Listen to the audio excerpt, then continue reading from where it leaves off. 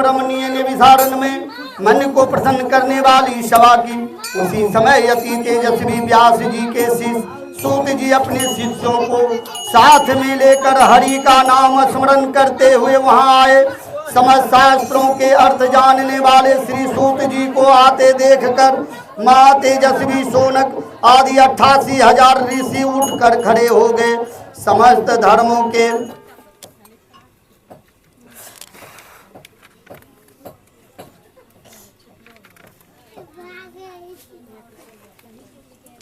जानने वालों में श्रेष्ठ सूत जी ने ब्रह्म वैष्णव शुनकादि ऋषि गणों को शीघ्रता से भक्ति पूर्वक दंडवत प्रणाम किया।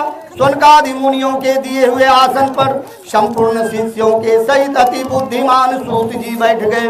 बैठे हुए सूत जी शुनकादि मुनियों ने श्रद्धांजलि होकर यह कहा कि हे महर्षि, हे सूत जी, कली काल में मनुष्यों को हरि भक्ति की उपाय से प्राप्त होगी। सो कहिए, क्योंकि कली काल में सब प्राणी पाप करने पे तप्तर और वेद विद्या से विहीन होंगे। उनका कल्याण किस प्रकार से होगा?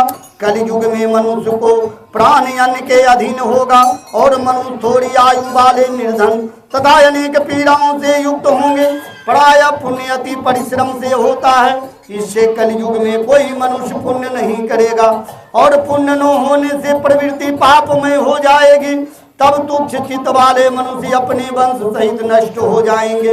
हे सूत जी, जिस तरह थोड़े धन और थोड़े समय में पुण्य प्राप्त हो, ऐसा कोई सरल उपाय कहिए जिसके उपदेश से मनुष्य पुण्य तथा पाप करता है।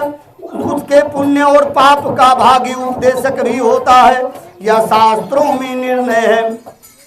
पुण्य का उपदेश करने वाला दयावान, कपट रहित, निष्पाप और निर्विरोधी, ये चारों तरह के मनुष्य नारायण के समान होते हैं। संसार में ज्ञानी होकर जो दूसरे को ज्ञान नहीं देता, उसके ऊपर ज्ञान रूपी परमेश्वर प्रसन्न नहीं होते। जो रत्न रूपी ज्ञान से तथा रत्न से दूसरे को संतुष्ट करते हैं, उन्हें मनुष्य रूप धारण किए हुए ही नारायण जानो। सो हे महामते, ऐसा कौन व्रत है जिसके करने से मनोवांछित फल की प्राप्ति होवे? सो हमारी सुनने की विशेष इच्छा है, अतः हमसे कहिए। हे मनुष्यों, श्रेष्ठ आप वेद और वेदांग के ज्ञाता हैं। आपके सदृश और कोई वक्ता मुझे दिखाई नहीं देता, क्योंकि आप श्री वेद व्यास जी के शिष्य हैं। सूत जी बोले, हे मुनि, हे श्रेष्ठ, आप धन्य हो। आप ही वैष्णवों में अग्रगण्य हैं, क्योंकि आप सब प्राणियों का सदैव कल्याण चाहते हैं। हे सोनक, सुनो, मैं आप लोगों से उत्तम व्रत कहूँगा, जिस व्रत को नारद ने लक्ष्मीपति भगवान से पूछा था और जिस प्रकार भगवान ने नारद से कहा था, से हो ऋषिगण सावधान होकर सुनो। इति श्री सत्यनारायण व्रत कथा प्रथमो अध्याय समाप्त।